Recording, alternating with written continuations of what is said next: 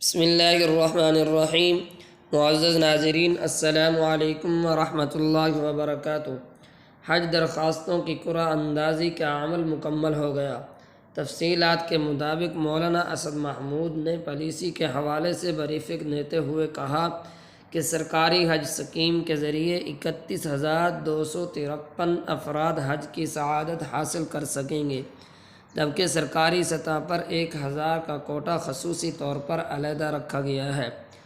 وفاقی مذہبی امور مولانا مفتی عبدالشکور نے کہا ہے کہ درخواست گزاروں کو سرکاری حج اسکیم کے نتائج 16 مئی کو بذریعہ موبائل SMS دے دیے جائیں گے۔ نیز حج ویب سائٹ پر بھی ملاحظہ کیے جا سکتے ہیں۔